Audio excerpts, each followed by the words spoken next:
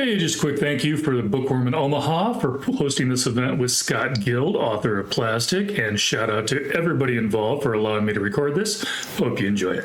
Welcome to the Bookworm Bookstore this afternoon as we welcome Scott Guild to Omaha and to the Bookworm as he celebrates the release of his new novel, Plastic, debut novel, I should say. Yes. Congratulations. Thank you. All right. Erin is a plastic girl living in a plastic world. Every day she eats a breakfast of boiled chicken and conveys her articulated body to Tablet Town, where she sells other figurines, smart bodies, wearable tech that allows full physical immersion in a virtual world. When an attack at her place of work brings Erin a too intimate experience, it also brings her Jacob, a blind figurine, whom she comforts in the aftermath and with whom she feels an almost instant connection. Scott Guild's debut novel is an achingly beautiful, disarmingly welcoming, and fabulously inventive look at the hollow core of modern American society, and a guide to how we might reanimate all its broken plastic pieces. Guild received his MFA from the New Writers Project at the University of Texas at Austin and his PhD in English down the road from the University of Nebraska in Lincoln. He served for years as an assistant director of Penn City Writers, a prison writing initiative for incarcerated students. He is currently an assistant professor at Marian University in Indianapolis, where he teaches literature and creative writing. Before his degrees, Scott was a songwriter and lead guitarist with the new wave band New Collisions, which toured with the B-52s and opened for Blondie. And his musicality does not stop there. There is also a companion album to this book that I'm sure they will talk about in the little conversation here. So without further ado, please join me in welcoming Scott Guild to the Bookworm and Omaha.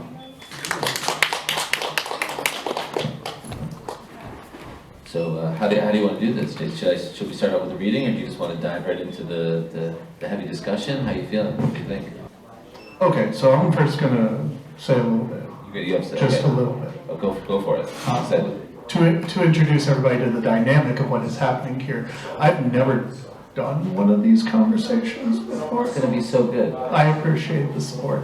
I saw Scott a week ago at AWP in Kansas City. At a bar. And I very intoxicatedly communicated how excited I was about this book project. I had seen a promotional video on Instagram with animated figures and original music that just blew my mind, and then I had read excerpts of what the book was going to be about, and I gushed. I gushed, and Scott said, "Hey, do you want to help me introduce this book?" So I might have gushed too much, is the initial takeaway. I was very moved, and I thought, who better, since I was returning to Nebraska, So the realm is I'm a very slow reader, and I've had about a week to get through the book, but I didn't get to the end yet. Wow, okay. Yeah, So this will be a spoiler-free conversation, because I don't know how the book ends. So we can start with the reading, or you could tell me, how does the book end?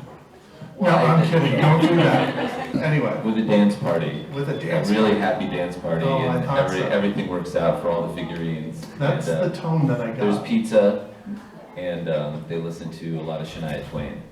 That doesn't surprise me.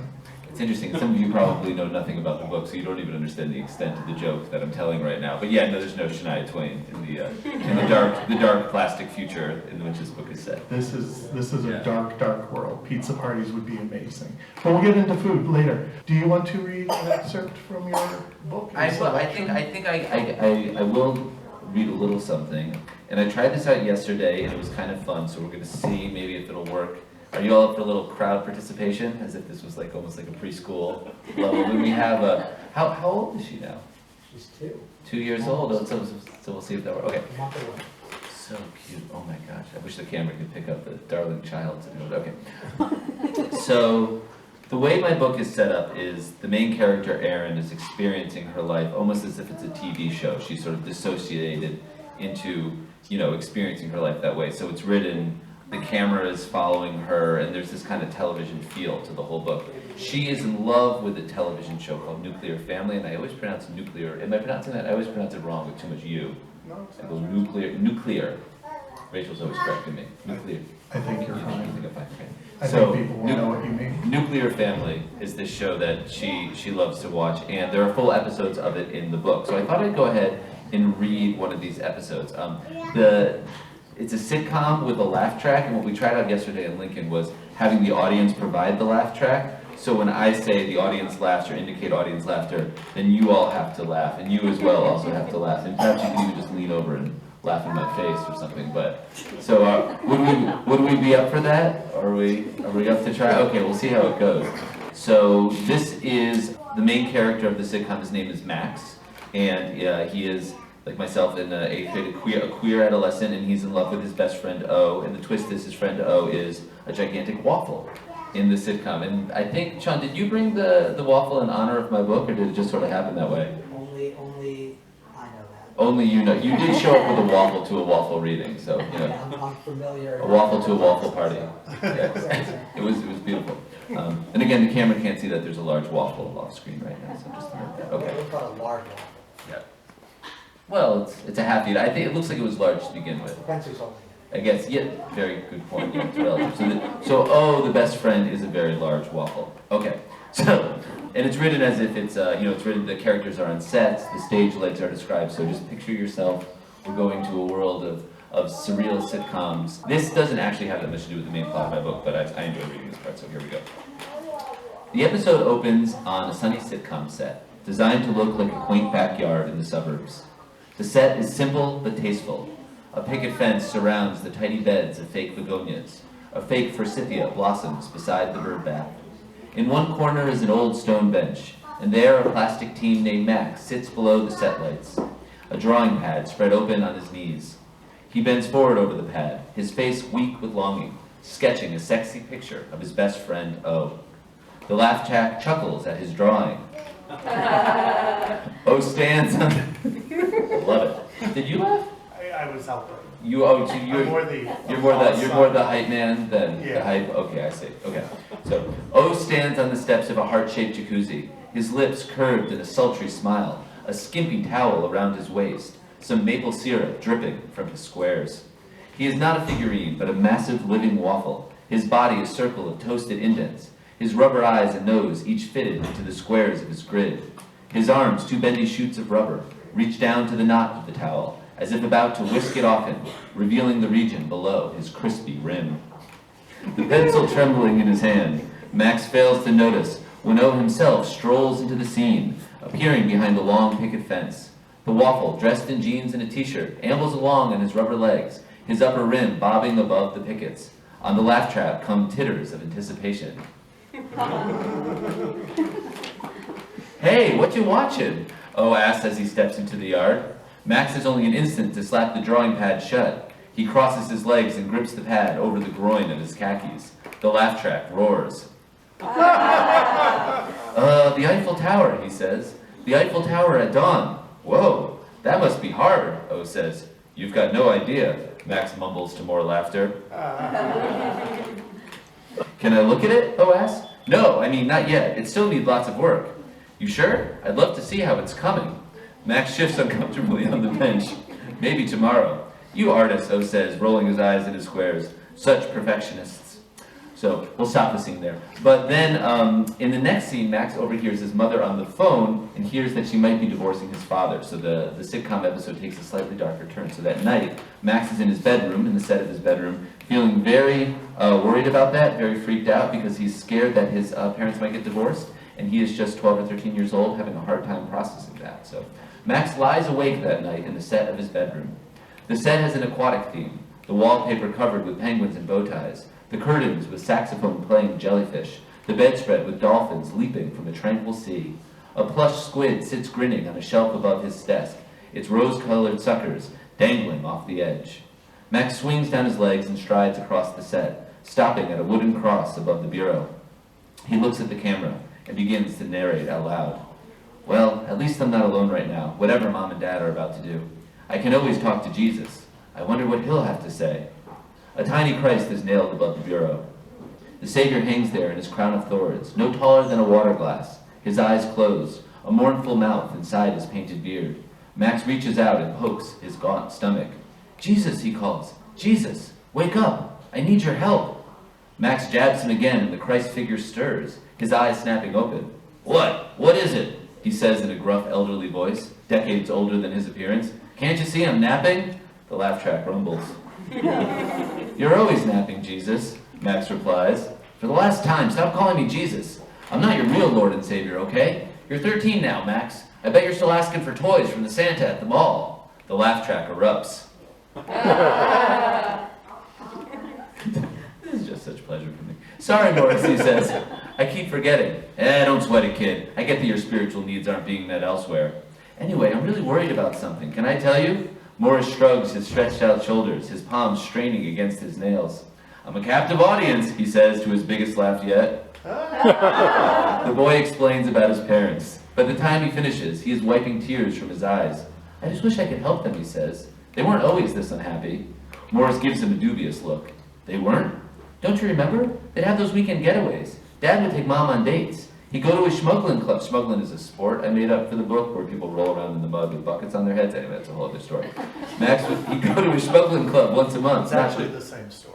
Right, I see. I Yeah. see. It's the same, technically, it is the same story, just a more bucket-focused part of the story. So thank you for clarifying. Yes, he'd go to a schmuggling club once a month, not 3 times a week. "That man sure loves his schmuggling. Me, I can't see the appeal. Too much mud."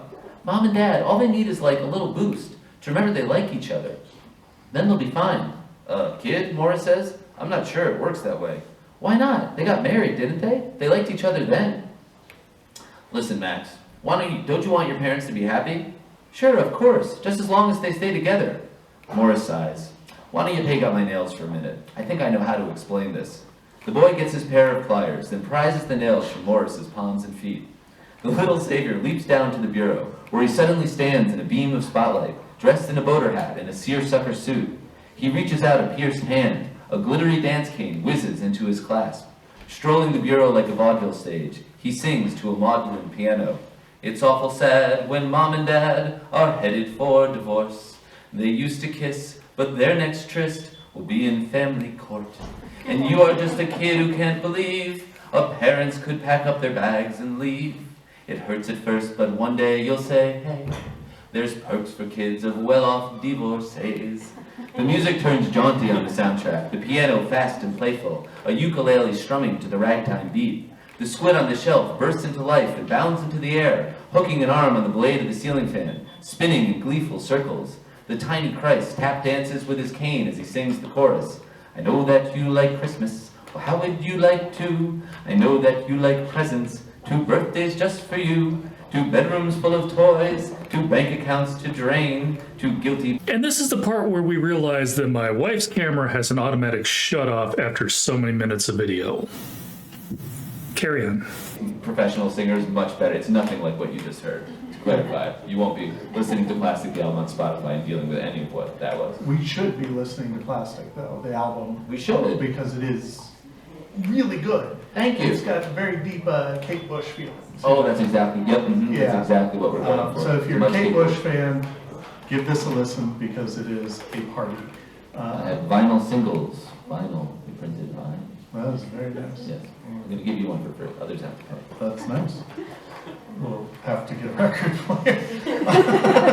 It's also online. It's really just like a fancy poster at this point. Yeah. But So before we get further into the book, I just want to first start by asking you, yes. as a former touring musician, Yes. what is the difference between a book tour and a music tour?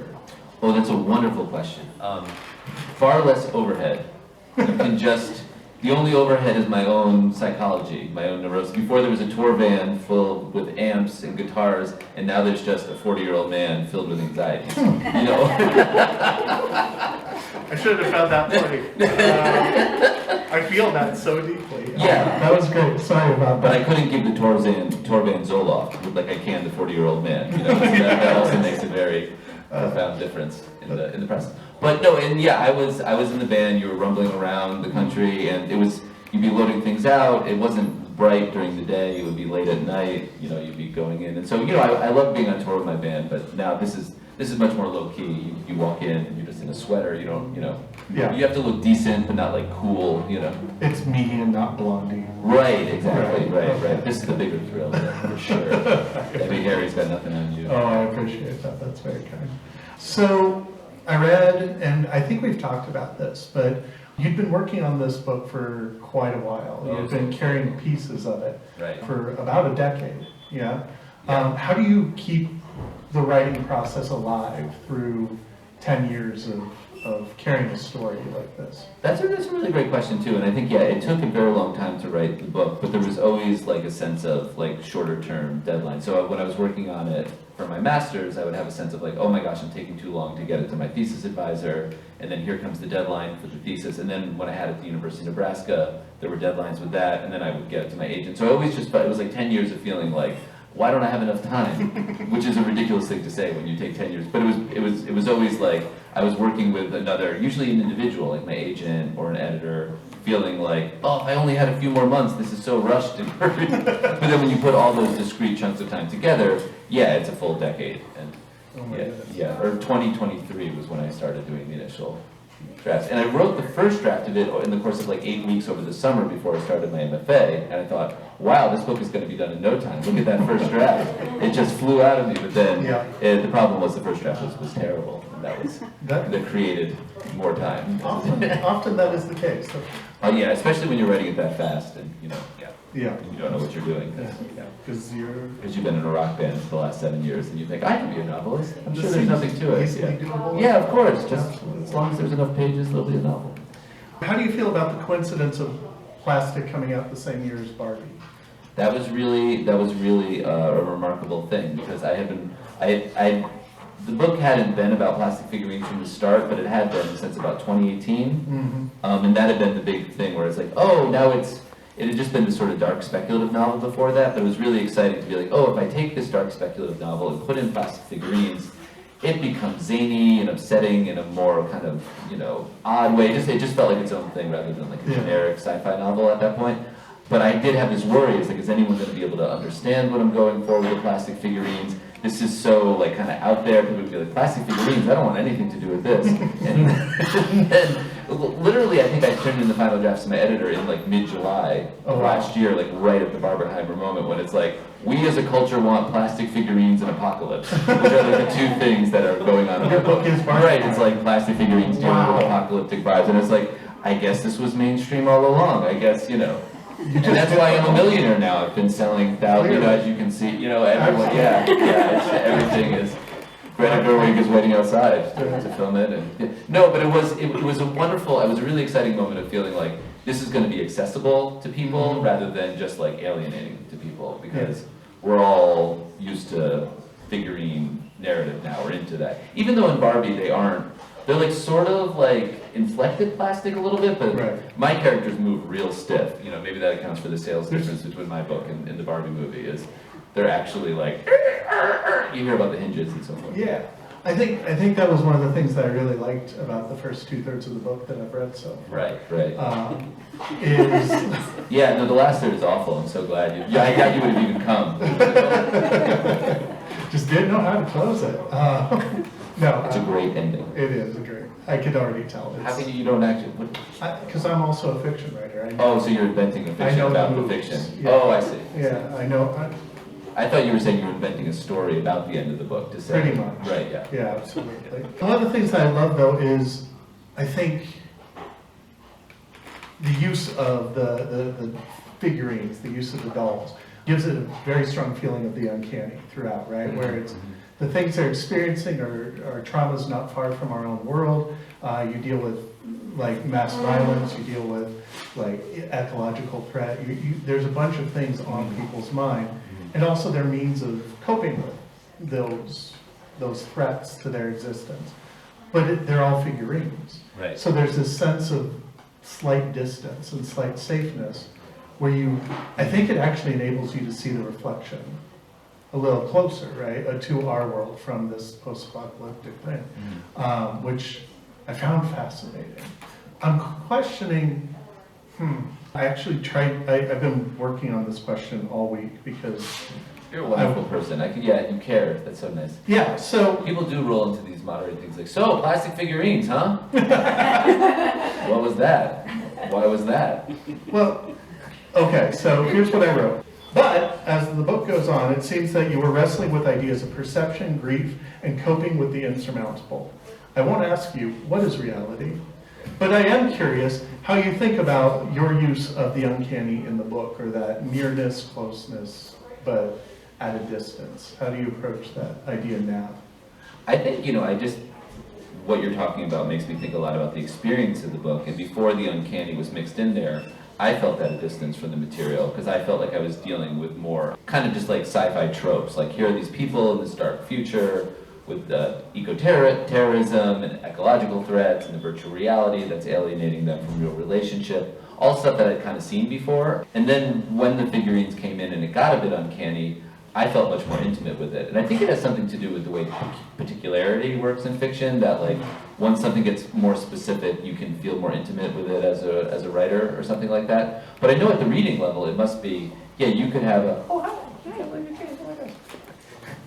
I love that this is being filmed and there's just all this gesturing off camera. It's like, there's a child, earlier there was a waffle, I got all excited. Someone actually showed up with a waffle, can you believe it?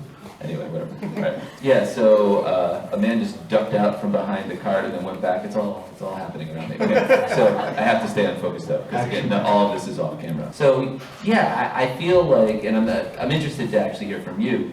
When you started reading the book and you started entering into the world that was plastic and was a bit distancing, did you feel like, oh, this is a metaphor for our own world and the echoes of our own world are bringing me closer to this, or did you feel like this is like a barrier that's been set up that once I get familiarized with it, I will myself have been weirded in? And this is the part where we realize she accidentally gave me the 8 gigabyte SD card and not the 32. iPhone to the rescue. The UNL program, that was my submission, which I don't know what it was about sending this vicious terrorist attack sequence that got me into a PhD program. They thought it was cool, or not cool, but That says more about them than it does perhaps about it you. does. Yeah. Let's not look too deeply into that. But then, yeah, when I went back and rewrote it so that instead of that, the limbs are snapping off, or you see like someone gets shot in the head and like the top of the head like whizzes off, and you see the hollow basin without any brains inside or anything like that. Somehow that I could feel in my gut the sort of horror of that in a way that I wasn't desensitized to. So that freshness or something. And I feel like it just, it would be so wonderful if I'd had some fancy theoretical idea behind it and I could explain, well, I was trying to do this and this and this, and these were the themes. But really it's just the product of writing, working on scenes for years, and always feeling stuck with them, and finally feeling like, oh, something, you change one little thing, and all of a sudden you can see it and you can feel it, and then you have to follow that, and then later on you can pretend that you had really brainy ideas around it, and create theories of why it works or something. Yeah. I mean, that's so cool because we often, we're lots of us here are English teachers. Right. And we've talked to our students about writing is a recursive process. This is a thing that we go back to. And every single time you should be discovering things about your text. And it's interesting to hear about it on such a scale, on a massive level for your book. That's really fantastic. I can't praise this book enough. It really is a fantastic read that I am very much enjoying. Buy it. Bye. So, we've already talked a bit about... That was supposed to be at a frequency too low for people to be aware that they were hearing it, just kind of like a subliminal, kind of a... We can continue. It's all right. It's your show, man. I'm just support. So, in the book, the characters, Jacob, Aaron, everybody else, they use a modern slang, which is basically the most cut out vocabulary possible, like the most sparse. So I got to thinking, when I was thinking about this interview, how would those characters describe your book? Oh. Like much wow make cheaper or something like that? Yeah. For those of you who aren't familiar, let me just read you. Oh yeah, this is a good time. Segue. I meant to do that. No, that's fine. Let's have some reading. So we're not going to read much, but like Aaron invites a guy over for dinner, right? And he's sitting at the table. Glad food, he says. Okay if start? Death, Aaron says. Enjoy. Forget eat lunch, he adds. Big hungry. Hope chicken good, she says. Just throw on after work. Really? It look wow wow. He scrapes the meat to his plate with a wet slab. And then, Aaron serves herself and she crosses herself to bless her food. You religious, he asks? She shrugs. Kinda. Cool. You go church? Yeah. Now then, where go? So it's like that. Like at this moment in 2080, 2090, the characters are all talking in this stripped down kind of text speak. But then when Erin has her inner monologue, or sings songs, she's speaking in like a full English. So anyway, that's And the also, context as of that. the earlier reading demonstrated, the show also Is- uses the Full, yeah. Full sentence. And it's almost like because she's obsessed with that show, she can access that kind of language inside herself, though she talks in the modern day, whatever vernacular. yeah. Yeah. So again, how would it be described? Shiny or Major Blumo? I think the characters are feeling Blummo, but Yeah. hopefully you're finding it shiny. It is very shiny. Shiny. And when something's That's cool why. in the book, they call it quunky, which was a word I made up. Yeah. Blummo and quunky were my happiest. Yeah. And someone tried to take Blummo out once from the book, and my agent wrote this angry, this email, not angry, he wasn't angry, but he was like, Blummo will not be leaving. He came in and weighed in hard for Blummo is the best word. I think we've all felt Blummo at some point in our life. It means kind of like bummed out. Like bummed out and like pessimistic and like just a very negative outlook on everything. Feeling Major Blummo. You get a tattoo. I'm probably going to, yeah. I have several tattoos scheduled. Do you really? Tell us about one, quickly. Al and I have been talking since we first met about getting matching tattoos. Oh, that's cool. Like on the first day we met, we talked about getting matching tattoos from Everything Everywhere All at Once. Oh, that's awesome. So, Yeah. Anyway, so, surprise. Okay. Yes, I like the description, thank you. You've already mentioned this. You're vegan, right? I am a vegan, yes. I am. What is the deal with boiled chicken in this So world? in, Like, in the world, the characters only eat boiled chicken. So only. Only. It's it. Throughout the book, whenever people are eating, it is some version of boiled chicken. Boiled, the word cooking isn't used, just boiling. Yeah, I mean, I guess I didn't think about it too deeply. This thing was, this is one thing I would recommend. If you're ever writing a weird experimental novel, surround yourself with intelligent professionals, because you can then just bring them the ideas. So the boiled chicken got through, they said, oh, we love this. And so I didn't think about it too. I said, I love it too. They're just eating, and it was one of those things. It has to have something to do with my horror of meat, though, right? Yeah. How could it not? And because in the descriptions of the gleaming boiled chicken and the dripping And the slurping. and the slurping. Yeah. Like, I as think there are a, some people in the crowd who as have a- already bought the book who are thinking, what have I done? With the boiled chicken, the Blummo, and the... as an omnivore, it really often made me question my choices. Yeah, it's a sort of this subliminal meat horror in there, sure. But I think, also these are plastic figurine characters too, so I think maybe I'm just like horrified by the whole natural world and the body, and there's this... Or I have a feeling that we're all so alienated that that's something being communicated, or, yeah. Your idea, what do you think the boiled chicken means? I mean, honestly, It's not fair because I know you. And I remember having a conversation about vegan hot dogs Right. and your obsession with vegan hot dogs, which sounds horrific to me. And the whole time I'm The reading, vegan hot dog? Yes. It's horrifying. It's just I just, lovely synthetic meat substitutes and I'm like, Made what in is the your lab deal with chicken? by serious Like, men. I don't feel like you have right to judge chicken on the basis of your vegan hot dogs. I'm not putting down quad chicken. It's just I'm the just, gleaming and the glistening. But I honestly most of the food I eat is designed to look like meat because I grew up in the suburbs loving just the endless consumption of meat. And then I stopped. I became a vegan for various reasons. But then, the vegan hot dogs, the vegan hamburgers. I love vegan chicken nuggets, vegan pizza with vegan sausage on it. So there's parts of me that's clearly pined for a meteor past. in some sort Instead of. of just regretting the words as they leave my mouth, Yeah. they're already out. I didn't know this would be filmed. I would have Living taken. forever. Yeah. Forever immortalized. Oh boy. Right. Yeah. I'll have to try to get the entirety of YouTube taken down or something. Do you want to read anything else from your book or anything else? No, I don't think I had that. I didn't have another reading planned for the book. Okay, cool. Yeah. We don't have to do that. It's very much worth reading though, so please, yeah. Does anybody in the audience have any questions Yeah. based off of the scattershot conversation that we've had? It was a wonderful conversation. Oh, thank you. Wonderful job. I'm so fascinated by this process of making up language and discourse and like also sports and like this whole world with all its idiosyncrasies. And I'm sitting here as not a fiction writer, so I wonder if you might tell a little bit about like what the construction process of that is like, or like, do you have to, how do you keep it all in your head when you make up these rules and these discourse, like what does that look like?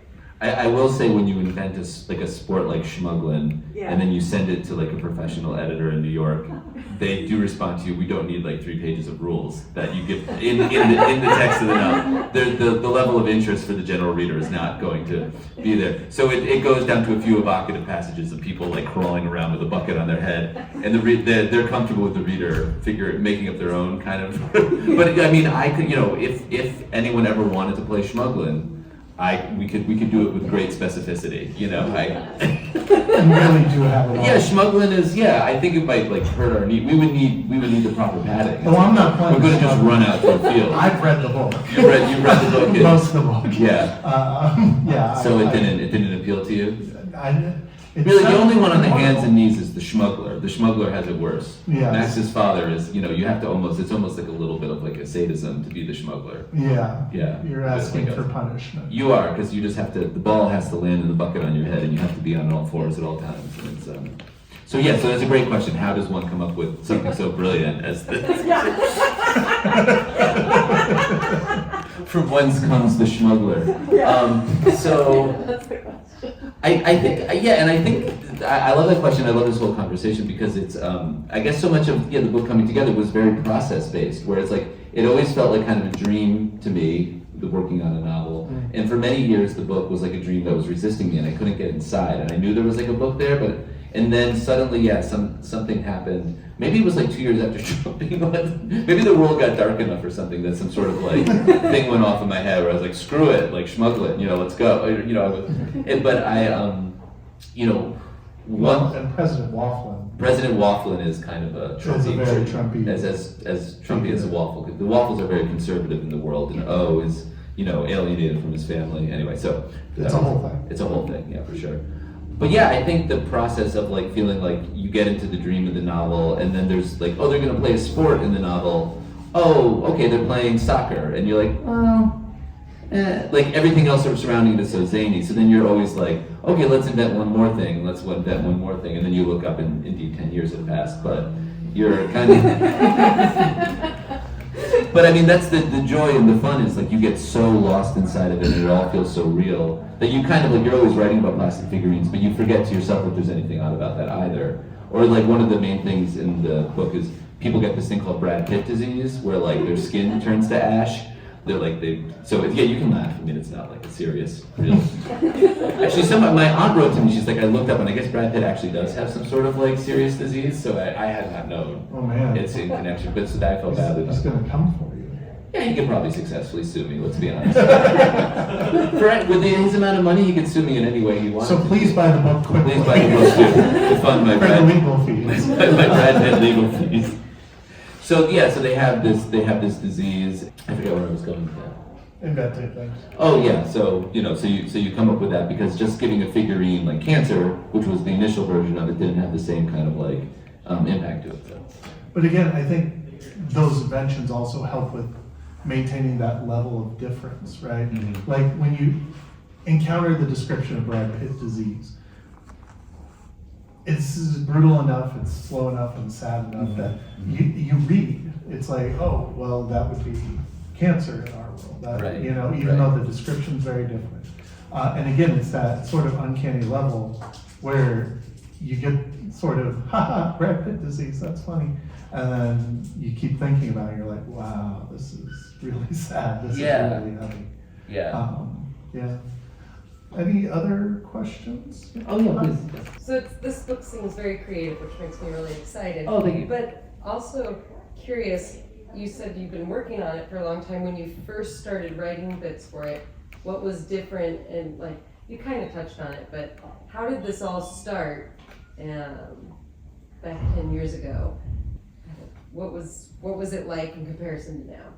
Yeah, it was plastic people, and I think honestly one of the big differences was it wasn't about two characters falling in love and trying to start a relationship in a world that was chaotic around them. It was about someone who was so alienated that she couldn't really reach out for a relationship, so she created like a virtual reality like avatar and started a relationship with someone like that she knew but couldn't approach in person. So it was almost like a story about like someone being catfished a little bit, I guess, in a way, like a gentle form of figurine catfishing.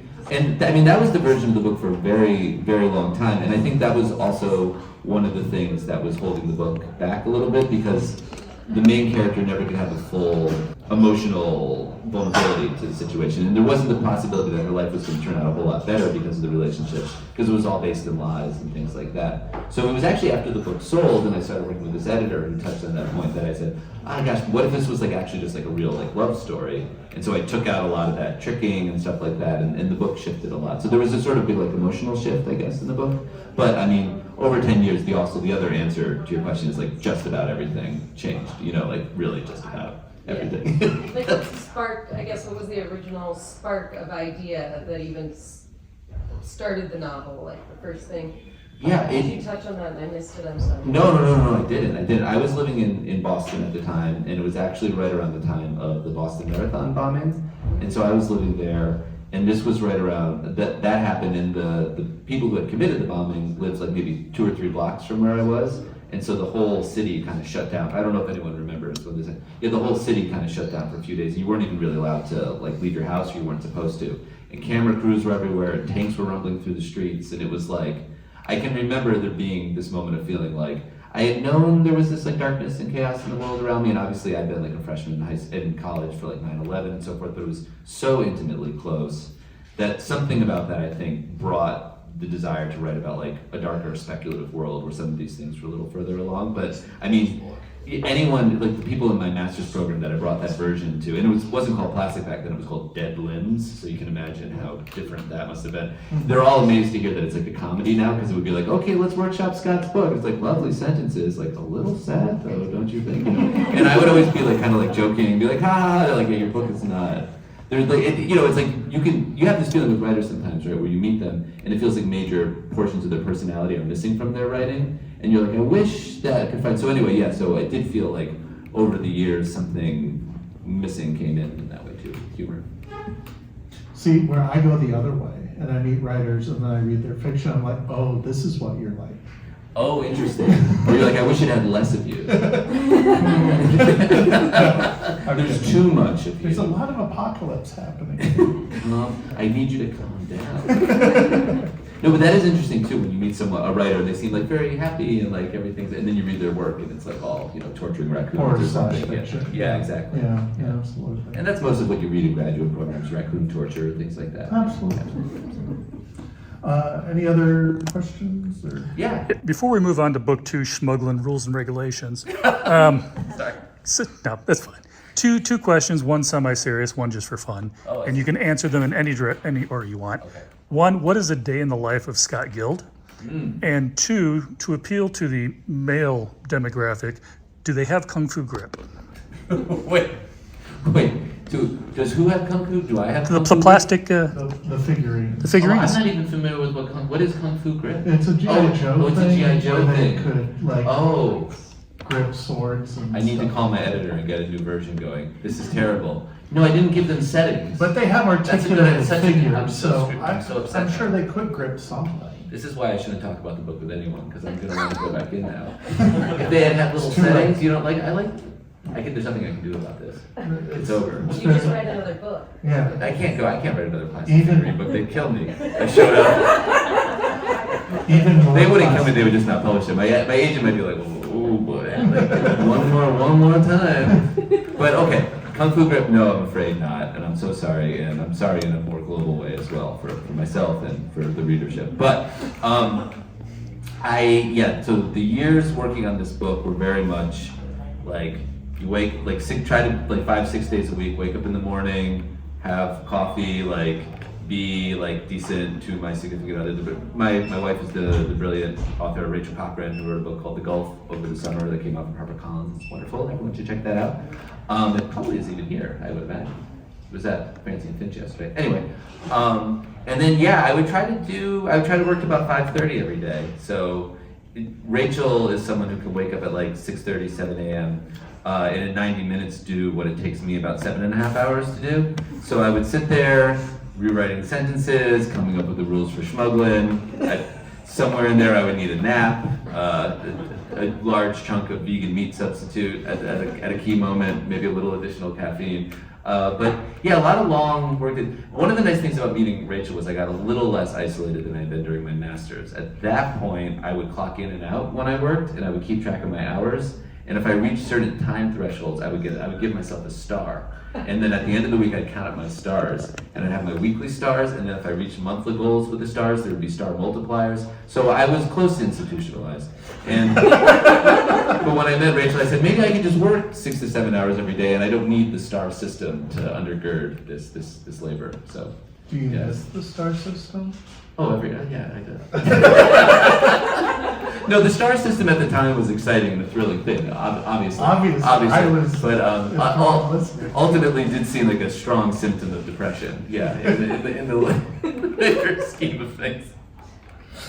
But I think, yeah, the book was written with a lot of like daily kind of intensive work. And then one of the things that's really helpful that my thesis advisor told me about is you reread at night what you worked on during the day, like right before you go to sleep. So like your kind of dream life takes it on. So yeah, so there would be that sense of like wanting to dream about it too. And like, yeah, it's been strange. So when I finished the book, I think that was one of the reasons I made the album was like, I was like, the book is done. What am I gonna do? Start a new book? No, I'll make a complete album about these characters, telling the story of the book again. So I'm a little bit Did that happen frazzled during now without Aaron. Did that happen during the editing process, the album creation? Or? Yeah, it was. It was about a year ago, so the book was wrapping up a little bit. And I'd had the idea earlier to put songs in the book, and my editor had been okay with that. And then I said, what if there were actual songs? And yeah, the publisher really, really loved the idea. Yeah. Yeah, they got on board with it. I actually managed to get most of the way through the book, thank goodness, because there's also an amazing audiobook. Yes. And the voices that are, plural voices, that's rare in an audiobook. Yeah, they were very, and a lot of the songs from the album are in the book too. So yeah, it's really good. Thank you. Have you heard the audiobook? I that's where I'm. Oh, wow, that's great. I haven't heard it because it's only been out like less than a week, so I haven't heard the audiobook yet. Yeah.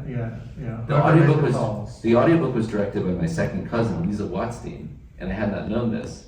So the producer said, "Oh, you might know the director. It's Lisa Watstein. I've known her my entire life since I was like a little boy." So we got to work really closely on the audiobook, and that's rare too. So she was just a very good audiobook director. Yeah, Total surprise. It's an amazing audiobook. Oh, that's great. I'm really enjoying it. So cool. Unless there are any other questions, we will cap with the classic. What's next? Oh, yeah, I have to somehow, it's been a long time in the plastic world, and I have to find another weird world to go to, and there's a couple possibilities, and I just hope they let me in, that's a feeling of like, I'm not really, I don't function too well unless I'm inside of some sort of very complete, odd, imaginative terrain, so I don't know. I gotta get in there. Everyone pray for me. Let's hope it works out. That sounds good. Well, yeah. Well, does it? Well, hopefully it will be great, yeah. I mean, looking for new worlds is sort of an entire Star Trek thing. It's wonderful. Oh, okay, yeah. Just go with that. If I can't write something, I'll just watch a lot of Star Trek. Okay. Well, thanks everybody for this. Thanks to Scott. Thank you. Yeah, that's all I got. Delightful.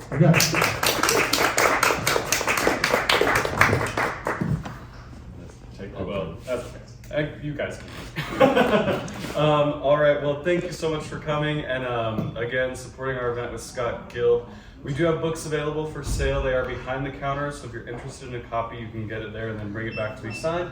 And we'll just have a line kind of snake down this wall. And then Scott also mentioned that he does have the 7-inch singles with him.